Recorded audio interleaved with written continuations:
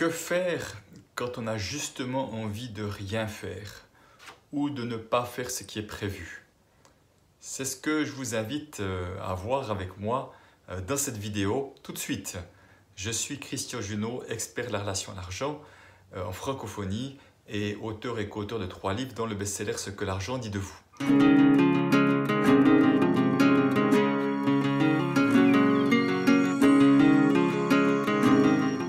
Voilà, donc c'est intéressant parce que j'ai vécu une expérience pas plus tard que la semaine passée, les 10 derniers jours. J'étais en Algarve au Portugal avec un groupe d'entrepreneurs pour un groupe mastermind. Et puis on avait une activité sur 4 jours le matin et puis l'après-midi, on était libre de faire ce qu'on veut. Et vraiment, j'étais parti plein de bonnes intentions, je savais dans quel projet j'allais avancer, ce que j'allais faire justement. Et ça ne s'est pas du tout passé comme je l'avais prévu. Je me suis retrouvé vraiment une sorte d'absence d'énergie, d'absence d'élan d'avancer dans ces projets. Et je voyais vraiment la partie de moi qui disait « Oh là là, mais Christian, tu dois faire ça, c'est important que tu fasses ça. » Vous voyez, cette partie du mental qui met de la pression. Puis une autre qui avait juste « Non, non, non, j'ai plutôt envie de me balader le long de la plage, plutôt de lire un livre sur une chaise longue, plutôt que de me reposer parfois ou de discuter, d'échanger avec d'autres. Parfois, des moments, on a même fait des jeux également. » Voilà, mais vraiment, j'ai fait ce que j'appelle le minimum syndical, juste répondu au courriel urgent et ça s'arrêtait là. Et j'étais en permanence avec cette partie de moi qui voyait ce manque d'élan et cette partie qui mettait de la pression. Alors, si je vous partage ça, c'est que je rencontre tellement de personnes qui se mettent tellement de pression et qui ne s'écoutent tellement pas qu'ils en viennent à faire des burn-out. Je suis impressionné par le nombre de personnes que je rencontre qui ont fait un burn-out, un arrêt maladie, à force de trop en faire, de trop travailler, de ne pas s'écouter, de ne pas se respecter. Alors je parle des autres, mais bien évidemment, je m'inclus aussi, même si je n'ai pas fait de burn-out et d'arrêt maladie, que parfois je suis vraiment capable de ne pas m'écouter et d'en faire trop. Et c'est comme si là, il y avait encore quelque chose à un autre niveau qui s'était passé pour moi, qui était de dire là, stop, là, maintenant tu arrêtes. Et c'est vrai que c'était un lieu qu'avait, je trouvais, de très belles énergies, avec ces endroits avec les rochers rouges, ocre, blanc, enfin des mélanges. Il y avait vraiment ce lieu avec quelque chose de particulier, en tout cas dans ma perception. J'ai vraiment fait des marches magnifiques également. Et ça m'a fait beaucoup de bien. Alors bien évidemment, ce que je n'ai pas fait à ce moment-là, il y a d'autres moments où je dois le refaire. Mais c'est intéressant parce que, je donne juste un exemple, à un moment donné, j'avais un engagement par rapport à quelqu'un pour faire des podcasts. Et quand je lui ai écrit, il me dit, écoute, j'ai pris du retard, mais là, je vois que j'ai juste pas d'élan. Ça te va si j'attends quelques jours? Il me dit, oh non, non, mais t'inquiète pas, prends, dit, j'ai vu tes photos sur Facebook, c'est magnifique, profite pleinement, tu reviens vers moi début juin, ça sera bien suffisant. Et donc, vous voyez, à un moment donné, je me mettais une pression, alors que l'autre n'attendait pas de réponse rapide de ma part. Donc, c'était déjà un premier élément pour moi de réflexion. Et au fond, je vois que dans mes accompagnements, que pour beaucoup d'entre nous, c'est comme si être un bosseur, un travailleur, quelqu'un de très responsable, ça c'est quelque chose de bien. Et puis la polarité d'être un flemmard, un paresseux, d'être irresponsable, c'est quelque chose de mal. Et je ne cesse dans mes activités de réconcilier les deux. Comment je peux être responsable et irresponsable? Comment je peux, à chaque instant, je peux choisir comment je peux être un travailleur et un paresseux ou un bosseur et un flemmard. Et de faire la flemme sur ma chaise longue au soleil, alors qu'en plus je savais qu'il faisait mauvais temps ici, je me disais waouh, quelle chance d'avoir de m'offrir ce temps-là. Alors, vous voyez, au fond, là je partage une expérience à l'extérieur, mais quand je reviens à la maison, je me retrouve de nouveau confronté aux mêmes choses. Des to-do list qui peuvent m'aider à me vider la tête pour ne pas avoir à trop penser de choses que j'ai à faire, j'ai ça là-dessus. Mais la to-do list peut également me mettre de la pression sur comment je le vis, ou je peux le voir juste comme un soutien bien aidant et qui me permet de baisser la pression au contraire. Donc la même chose peut avoir des résultats différents. Et je suis rentré depuis quelques jours maintenant et je n'ai pas plus envie de faire qu'auparavant. Et simplement, je continue de faire des choses plutôt ralenties. J'écoute ce qui est juste pour moi et je vois que ce qui est juste pour moi, c'est plus de faire du jardinage, d'aller marcher. Je suis allé dormir plusieurs fois quand je sentais la fatigue arriver.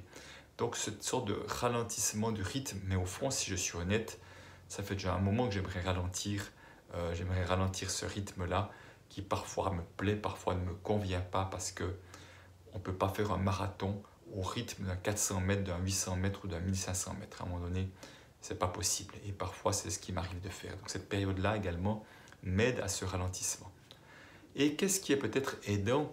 Parce que je sais, en tout cas par expérience et en partageant à d'autres, que beaucoup se retrouvent dans mes propos. Aujourd'hui, nous sommes devenus des machines à faire, alors que nous ne sommes pas des fers humains, mais des êtres humains. Nous l'oublions trop souvent. Donc nous sommes là, comment nous pouvons être qui nous sommes, et à partir de cette couleur de qui nous sommes, poser des actions qu'on appelle faire. Alors, au fond, la question, c'est qu'est-ce qui me fait du bien à l'instant? Qu'est-ce qui me fait du bien à l'instant? Et si je m'écoutais, qu'est-ce que j'aurais envie de faire là, maintenant? Moi, je fais cette vidéo, il y a un magnifique ciel bleu, là, juste au-dessus, là, un rayon de soleil.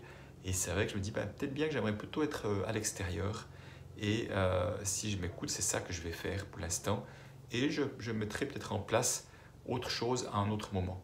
Parfois, on a une marge de flexibilité plus ou moins grande. Comme j'expliquais dans le cas du podcast, parfois, la flexibilité est plus grande qu'on ne l'imagine, parce que c'est nous qui nous mettons de la pression, nous imaginons que quelqu'un attend autre chose, et ce qui n'est pas le cas. Donc c'est important de voir que suivant la marge de flexibilité, comment on peut être à l'écoute de ce qu'on sent qui est juste pour nos thèmes de rythme. Et j'aime bien ce qu'on fait avec les enfants dans les écoles alternatives.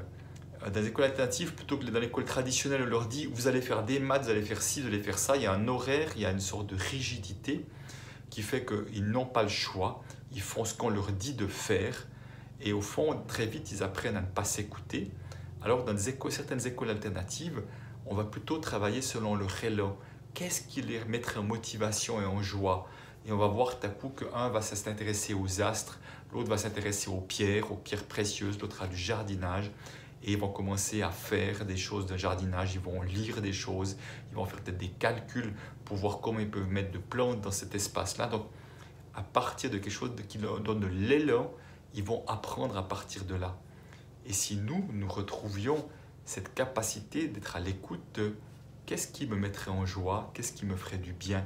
Parce que quand on est dans ce flow, dans l'énergie de la vie, je vois à quel point ça demande moins d'énergie de poser des actions que si on le fait à partir d'un endroit de il faut, je dois, ça amène tout de suite beaucoup plus de fatigue, de moins être, en tout cas dans le sens de moins de bien-être, hein, de plus de mal-être si on veut. Donc, de la même manière également, quand nous avons désappris à écouter qu'est-ce qu'on a envie de manger, qu'est-ce que mon corps sent qui serait juste et bon pour lui, nous avons perdu cela.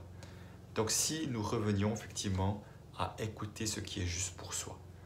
Alors, au moment où je vous fais cette vidéo, c'est encore tout récent que je suis dans cette dynamique-là. Et même si je sais que ça fait un moment que j'ai envie de ça, mais jusqu'à présent, je n'ai jamais suffisamment écouté cette voix-là. Mais c'est comme si cette fois, ça arrivait vers moi avec encore plus de force en moi, qui se dit là maintenant, c'est comme s'il y avait quelque chose de l'ordre de tu n'as plus le choix, maintenant il s'agit de t'écouter. Et le fait d'avoir mangé hier encore avec un ami que j'ai plus vu depuis longtemps, que j'ai appris qu'il était en arrêt maladie, qu'il avait fait un burn-out une fois, qu'il est en arrêt maladie maintenant, et tout, je me suis dit, c'est comme si ça m'avait encore renforcé dans cette idée de il est plus que jamais temps de s'écouter, sentir ce qui est juste pour soi. Voilà, et au moment, vous voyez, où je vous fais cette vidéo, je devais intervenir à Paris. J'interviens de temps en temps à HEC à Paris. Et au fond, normalement, j'y vais avec d'autres activités pour faire un voyage plus complet. J'y allais que pour ça. Et ça me faisait de maison plus à l'extérieur de Paris, 7 heures de trajet à l'aller, 7 heures de trajet au retour pour 3h30 d'intervention. Et en plus, avec test PCR, intervention avec le masque, il n'y a rien qui me faisait envie dans ces conditions-là. Il n'y a rien qui me semblait juste dans ces conditions-là. Je sentais vraiment que je ne me respectais pas à différents niveaux que de faire cela. Et j'ai décidé d'échanger en toute ouverture avec la personne qui me faisait venir pour vraiment pouvoir trouver une solution qui était et respectueuse du groupe et respectueuse de sa confiance et également qui me respectait également. Et finalement, nous avons convenu que j'allais le faire à distance et rester à la maison. Et pour moi, c'était un immense soulagement C'était une économie de temps. Je ne parle même pas d'économie d'argent, même si ça en était une aussi, mais c'était vraiment une économie de temps et d'énergie que je sentais. Et que vraiment, je me suis dit, waouh, Christian, tu t'es respecté. Avant, tu aurais dit, tant pis, je me suis engagé, voilà, juste parce que je suis quelqu'un de responsable, je vais faire comme ça a été prévu. Alors que parfois, faire ce qui a été prévu est très irresponsable, que ça ne nous respecte plus du tout. Vous voyez, c'est le paradoxe. On croit qu'on est responsable, mais au fond, on est irresponsable. Parce qu'on est responsable, qu'on tient tous nos engagements, on en devient irresponsable et on a des burn-out ou des arrêts maladie.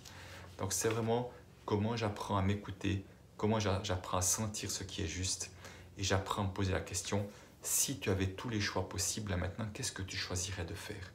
Il y a 2 heures avant de faire cette vidéo, j'ai ressenti un gros coup de fatigue. Je dis, ben voilà, la fatigue est là, eh ben je m'arrête, je me couche un moment. Et j'ai dormi un moment, voilà, donc ça m'a fait du bien. Il est vrai qu'en choisissant le métier d'entrepreneur, j'ai plus de flexibilité dans ma capacité à créer un agenda qui me convient, à créer mes journées, à créer des espaces de congé ou pas. Mais je peux aussi être quelqu'un qui remplit beaucoup mon agenda aussi. Donc, il n'y a personne qui va le faire à ma place.